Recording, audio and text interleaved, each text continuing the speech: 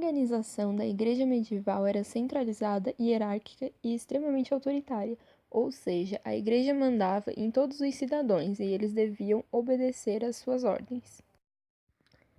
O clero secular era formado pelos sacerdotes, os bispos, as dioceses, as arquidioceses, os arcebispos e também pelos tribunais eclesiásticos, que eram extremamente importantes, pois eles julgavam os membros do clero. As principais ordens religiosas medievais eram a dos beneditinos, fundada por São Bento de Núrcia, a dos dominicanos, fundada por São Domingos, a dos franciscanos, fundada por São Francisco de Assis, e a das clarissas, fundada por Santa Clara. A influência do poder político na escolha do Papa era chamada de cesaropapismo. Ela trouxe duas consequências negativas, sendo uma delas o nicolaísmo, o casamento dos padres, e a simonia, que era compra e venda de cargos eclesiásticos. O Papa Gregório VII declarou os Ditados do Papa, onde afirmava que a Igreja Romana foi fundada por Deus, o Pontifício Romano é o único que pode verdadeiramente ser chamado de universal. A Igreja Romana nunca errou e, conforme o texto das Escrituras, jamais errará. Só o Papa pode depor os imperadores e também o Papa pode libertar os súditos dos juramentos de fidelidade feitos aos príncipes injustos. Na Idade Média, em geral, o alto clero estava do lado dos senhores, pregava aos pobres a submissão e a obediência. Por essa razão, o povo exigia que a Igreja abandonasse tudo e modificasse a sua doutrina. Com isso surgiram os valdenses. Eles dividiam os seus bens e pregavam entre os artesãos pobres e os camponeses que a igreja deveria ser humilde. Eles atacavam e condenavam a vida pomposa dos clérigos. Os cátaros, também chamados de albigenses, negavam completamente a igreja e a sua doutrina, não reconheciam a autoridade dos papas e nem dos bispos, e tinham os seus próprios sacerdotes. Com isso, o Papa Inocêncio III ordenou uma cruzada contra os albigenses. A luta durou 20 anos e populações foram aniquiladas. Os papas tentaram detectar heresias e combatê-las. O Papa Lúcio III instalou inquisições episcopais. O Papa Gregório IV estipulou procedimentos pelos quais inquisidores profissionais seriam enviados para localizar hereges e persuadi-los a se retratarem. O Papa Inocêncio IV, em 1252, permitiu o uso da tortura para obter uma confissão. As penas eram as mais severas, sendo morte na fogueira a mais grave. Em 1054, ocorreu a Cisma do Oriente, onde passou a existir a Igreja Católica Romana e a Igreja Ortodoxa. A Cisma do Ocidente passou a ser formada quando o Papado de Roma passou-se para Avignon. Este período ficou chamado de Cativeiro Babilônico. Na Idade Média, a Igreja ministrava as escolas e as universidades, e também os religiosos mantinham casas para atender órfãos e leprosos, os chamados hospitais. A literatura medieval era dividida em épica e lírica. A épica glorificava as façanhas dos heróicos cavaleiros. Os temas centrais eram o heroísmo, a honra e a lealdade. A lírica mantinha a artificiosa, refinada, cortesã e aristocrática. O romance na Idade Média destacava o amor. Destacou-se também Tristão e Isolda, o Romance de Rosa, Divina Comédia e Decamerone. O teatro foi uma das artes mais populares na Idade Média. A partir do século VIII, desenvolveu-se a farsa, um gênero de comédia espirituoso e satírico. A filosofia na Idade Média estava submetida às religiões monoteístas, sendo elas cristianismo, islamismo e judaísmo. A filosofia dos padres ficou conhecida como patrísticas, e também o Aurélio Agostinho, chamado Santo Agostinho, efetivou uma síntese doutrinária e uma clara orientação filosófica.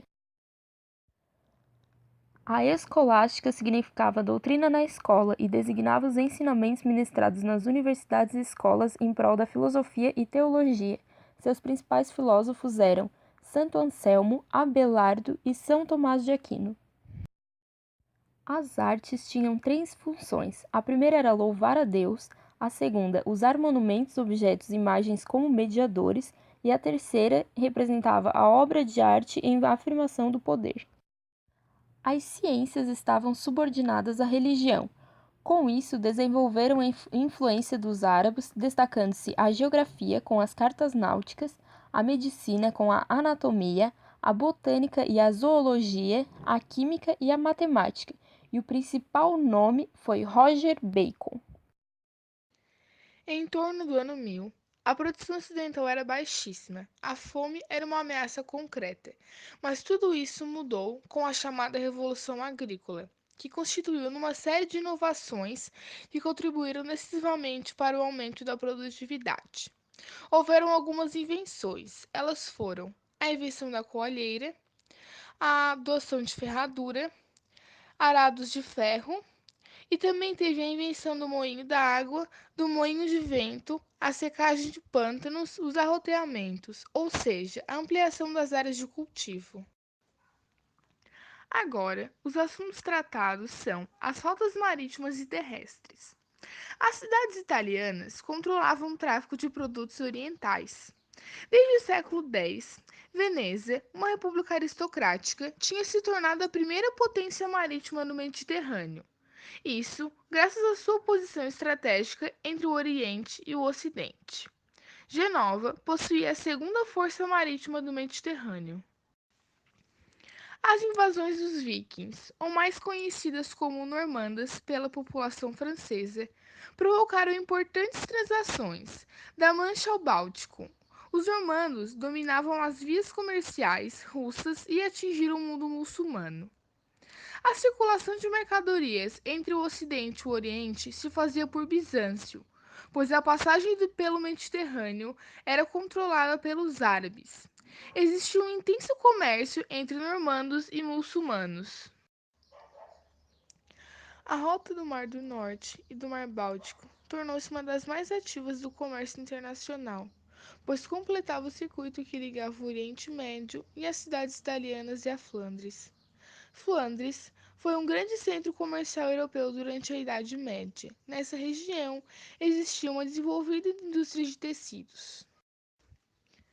Na economia monetária, o desenvolvimento do comércio propiciou o retorno do uso da moeda.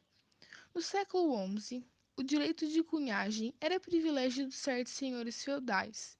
Devido às necessidades dos mercados, surgiram peças fortes e pesadas. Os matapãs de prata de Veneza, os sous da França, os florins de Florença, ducados de Veneza e entre outros. Um sério obstáculo à acumulação de capital era a condenação da usura. Mas, afinal, o que era usura? Usura era tudo aquilo pedido em troca de empréstimo, além do bem emprestado. A igreja estava inclusa nisso, e para alguns autores, a posição da igreja em relação aos empréstimos a juros retardou o desenvolvimento do capitalismo. Para outros, ao impedir o empréstimo a juros, a igreja forçava os que detinham capitais a investirem em atividades produtivas. Além dos feudos com seus castelos, existiam também as cidades ou burgos, habitadas pelos chamados burgueses, que originaram uma importante classe social.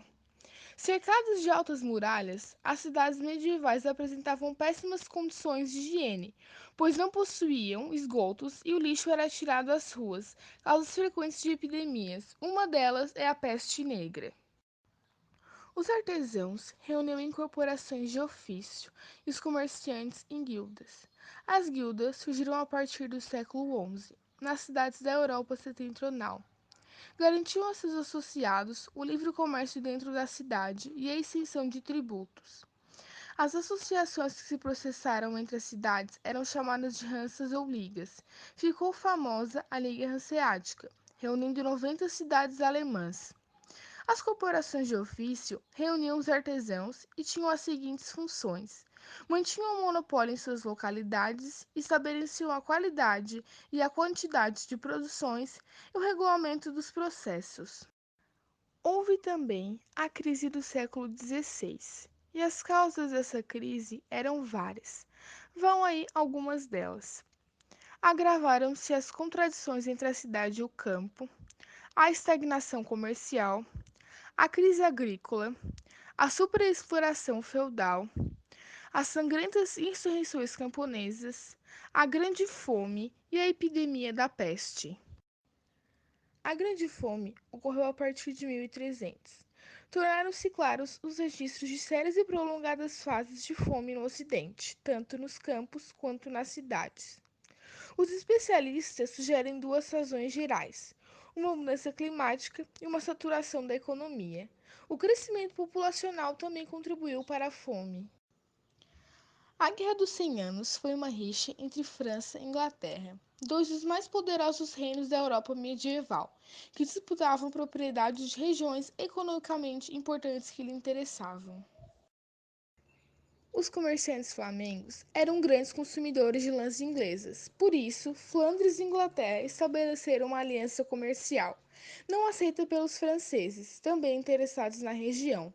Flandres estava vinculada economicamente à Inglaterra, mas politicamente pertencia ao Reino da França, que não admitia interferência inglesa na região.